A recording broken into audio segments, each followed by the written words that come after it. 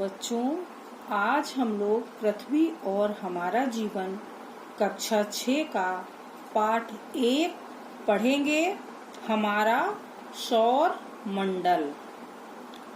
बच्चों, रात में जब हम छत या किसी खुले स्थान से आकाश की ओर देखते हैं, जैसे हम लोग छत पे लेटे हैं तो हमारी नजर किधर रहती है? आसमान की तरफ। तो हमें आसमान में क्या दिखाई देता है? बहुत सारी चमकती हुई आकृतियां दिखाई देती हैं। इसमें चंद्रमा, तारे शामिल होते हैं। जब हम कहीं गांव में, जहां पर प्रदूषण कम होता है, वहां पर जाते हैं तो आसमान में हमें और ज्यादा अधिक स्पष्ट आकृतियां दिखाई देती हैं। तो ये क्या है? तो बच्चों, पृथ्वी से आकाश में दिखाई देने वाली ये सभी आकृतियां आकाशीय पिंड या खगोलीय पिंड कहलाते हैं। इसमें सूर्य, चंद्रमा, तारे आदि शामिल हैं। अब चलिए कुछ बातों पर विचार करते हैं। जैसे जब चंद्रमा युक्त रातों में, जैसे यानी जब चंद्रमा निकला होता है, तब क्या होता है? तारे और अन्य आकाशीय पिंड कम स्पष्ट दिखाई देते हैं। सूर्य के अतिरिक्त अन्य आकाशीय पिंड हमको दिन में नहीं दिखाई देते हैं। क्यों नहीं दिखाई देते हैं? ये सोचने वाली बात है ना। कभी कभी क्या होता है, सुबह या शाम के टाइम में चंद्रमा हल्के रंग का दिखाई देता है। तो ऐसा क्यों होता है? क्या इसका कारण सूर्य अथवा चंद्रमा का तेज प्रकाश है? तो बच्चों, रात के आकाश में टिमटिमाती हुई आकृतियों में तारे और अन्य आकाशीय पिंड शामिल होते हैं।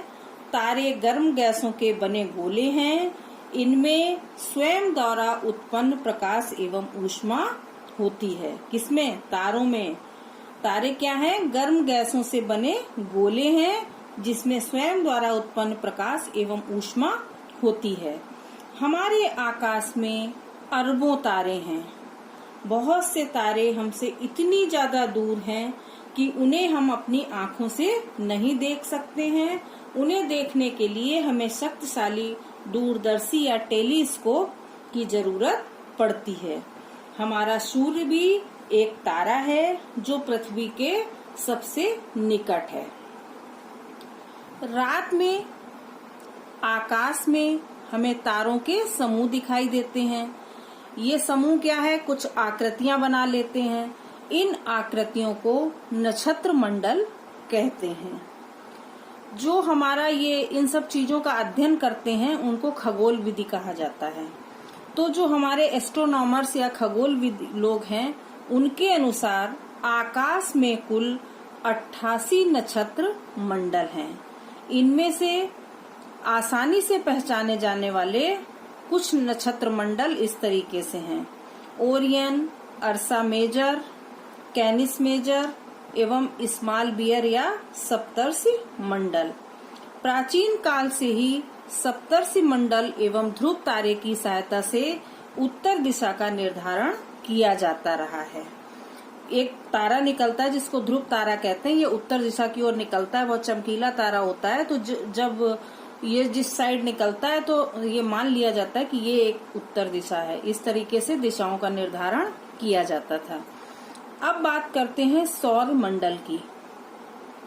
सूर्य, 8 ग्रह, इन ग्रहों के उपग्रह तथा कुछ अन्य खगोलीय पिंडों जैसे क्षुद्र ग्रह, पुच्छल तारा एवं उल्का पिंड मिलकर सौर मंडल का निर्माण करते हैं।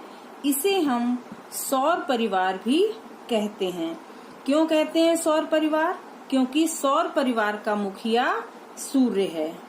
ये हमारे सौर मंडल के केंद्र में होता है। सूर्य के गुरुत्वाकर्षण बल के प्रभाव के कारण सौर परिवार के अन्य सभी सदस्य सूर्य के चारों ओर परिक्रमा करते रहते हैं। जैसे ये देखिए, सूर्य दिखाई दे रहा है। इस तरीके से गोले होते हैं ओवल साइड के। इसमें क्या होते हैं? उपग्रह रहते हैं। इनके सूर्य के उपग्रह हैं, वो यहाँ पर सूर्य है और ग्रह हैं वो यहाँ पर रहते हैं। तो ये पूरा जो है सूर्य इसके मध्य में होता है, इसलिए क्या होता है, ये सौर मंडल कहलाता है। अब इसके बाद बात करते हैं सूर्य की।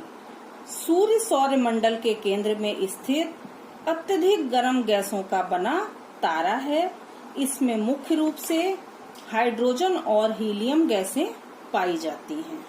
ये बहुत बड़ा है, हमारी पृथ्वी जैसे लगभग 13 लाख गोले इसमें समा सकते हैं। ये समूचे सौर मंडल को ऊष्मा एवं प्रकाश प्रदान करता है। सूर्य हमारी पृथ्वी से लगभग 15 करोड़ किलोमीटर दूर स्थित है। कितनी दूर स्थित है? 15 करोड़ किलोमीटर दूर स्थित है। 3 लाख किलोमीटर प्रति सेकंड की चाल से सूर्य का प्रकाश 8 मिनट 19 सेकंड में सूर्य से पृथ्वी तक पहुंचता है। ये तो सूर्य की बात हो गई। अब बात करते हैं ग्रह की। जो आकाशीय पिंड अपने तारे के चारों ओर निर्धारित कक्षा में चक्कर लगाते हैं उन्हें ग्रह कहते हैं। इसमें स्वयं का प्रकाश एवं ऊष्मा नहीं होती है। ये अपने तारे के प्रकाश से ही प्रकाशित होते हैं। जैसे हमारी पृथ्वी सूर्य के चारों ओर चक्कर लगाती है। किसी आकाशीय पिंड के ग्रह होने के लिए उसका आकार इतना बड़ा होना चाहिए कि गुरुत्वाकर्षण बल के प्रभाव से इनकी आकृति गोल या लगभग गोल हो तथा ये अन्य ग्रह की कक्षा को ना काटते हों। तो बच्चों, जो हमारा सौर मंडल है उसमें 8 ग्रह हैं। सूर्य से बढ़ती हुई दूरी के अनुसार इनका क्रम है, यानी कि जो सूर्य के सबसे पास है और जो सूर्य के सबसे दूर है वो सबसे बाद में होगा। तो क्या क्रम है? सबसे पहले सूर्य के पास है बुध या मरकरी, इसके बाद शुक्र, फिर हमारी पृथ्वी के बाद मंगल, बृहस्पति, शनि, अरुण और वरुण। ये हमारे सौर मंडल के ग्रह हैं। अब सौर मंडल के सभी 8 ग्रह अपनी धुरी पर लट्टू की भांति घूमते हुए, मतलब अपनी धुरी पर तो गोल गोल घूमते ही रहते हैं लट्टू की तरह। लट्टू को कभी देखा है कैसे घूमता है? तो लट्टू की तरह घूमते हुए सूर्य के चारों ओर चक्कर लगाते हैं। शुक्र व अरुण ग्रह को छोड़कर शेष सभी ग्रह घड़ी की सुई की विपरीत दिशा में अपनी कक्षा में सूर्य की परिक्रमा करते हैं। तो इन ग्रहों का अपनी धुरी पर जो घूमना है वो परिभ्रमण कहलाता है और सूर्य के चारों ओर घूमना परिक्रमण कहलाता है। ये अक्सर पूछा जाता है परिभ्रमण और परिक्रमण में क्या अंतर है। तो ग्रहों का अपनी धुरी पर घूमना परिभ्रमण है और सूर्य के चारों ओर घूमना जो है वो परिक्रमण कहलाता है। इसके बाद बात करते हैं पृथ्वी की। पृथ्वी जो है तीसरा ग्रह है और आकार के हिसाब से ये 5वां सबसे बड़ा ग्रह है। हमारी पृथ्वी लगभग गोल है और ध्रुवों पर थोड़ी सी चपटी और मध्य में थोड़ी उभरी हुई है, इसलिए इसके आकार को भूभाग कहा जाता है। ऐसा अनुमान लगाया जाता है कि जीवन के लिए अनुकूल परिस्थितियां केवल पृथ्वी पर ही पाई जाती हैं, इसीलिए इसको ग्रीन प्लेनेट या हरित ग्रह कहा जाता है। पृथ्वी पर जल की अधिकता के कारण जब अंतरिक्ष से इसको देखा जाता है तो ये नीले रंग का दिखाई देता है, इसलिए इसको नीला ग्रह भी कहते हैं। अगर आपसे ये क्वेश्चन पूछा जाता है नीला ग्रह कौन सा है, तो बच्चों नीला ग्रह पृथ्वी है।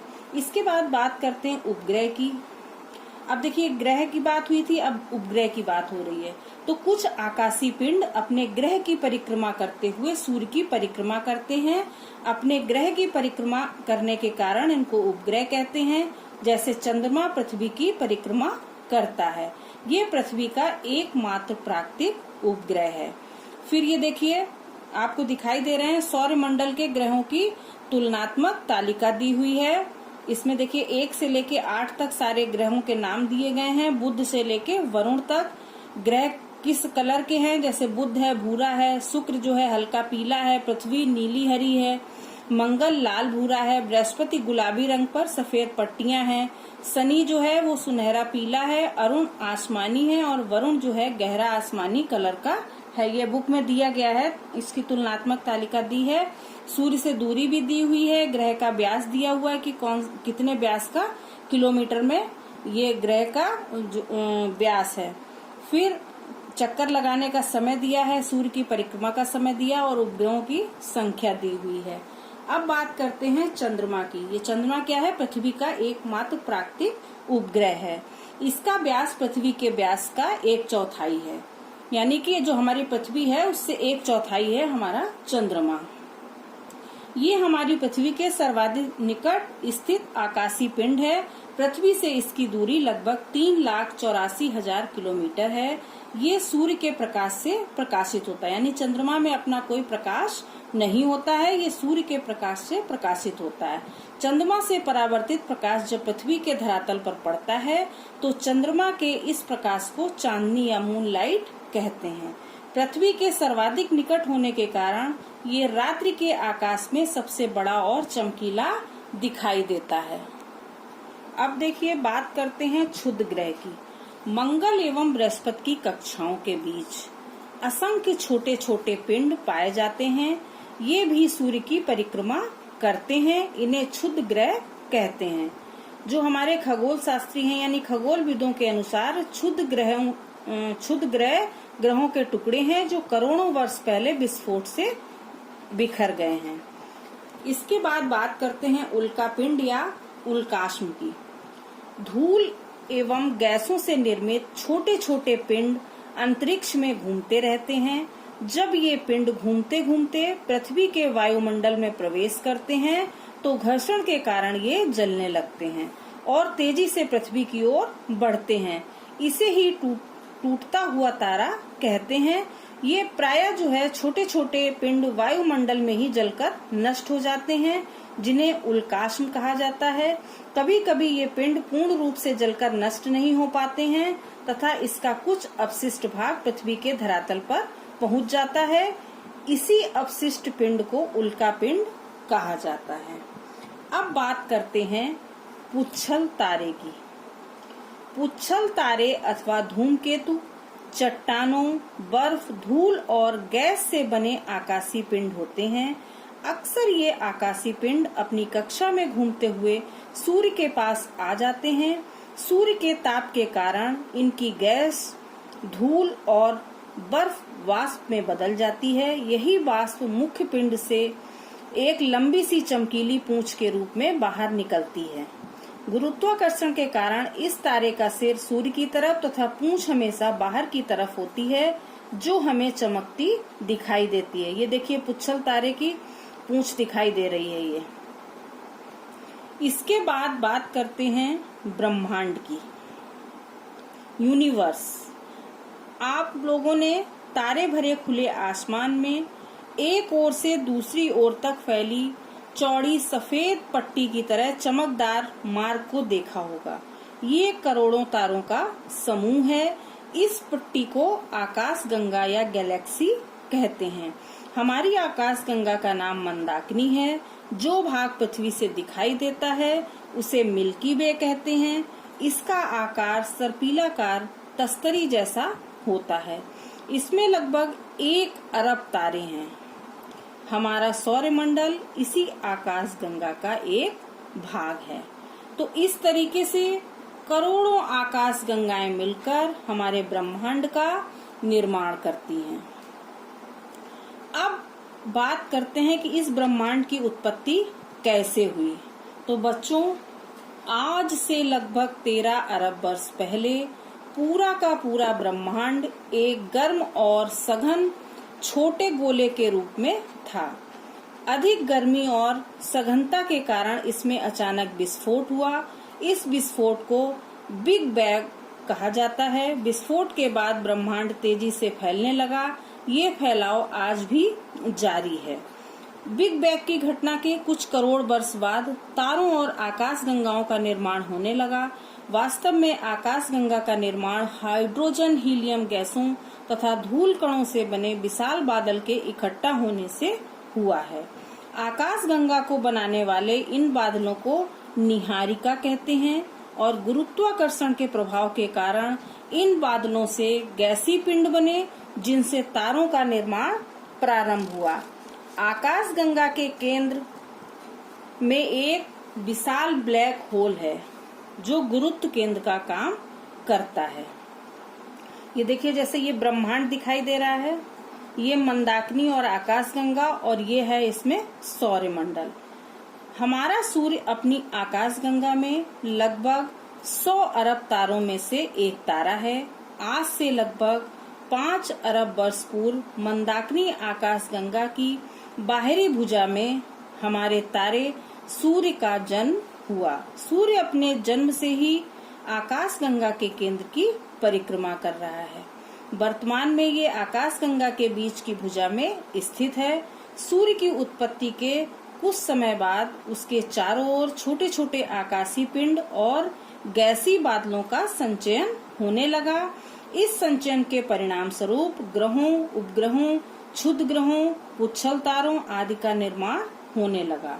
इस प्रकार धीरे धीरे हमारा सौरमंडल अपने वर्तमान स्वरूप को प्राप्त किया है।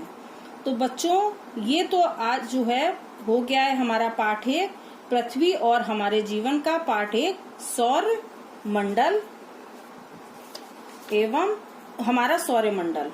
तो बच्चों, आज के वीडियो में बस इतना ही। Thank you.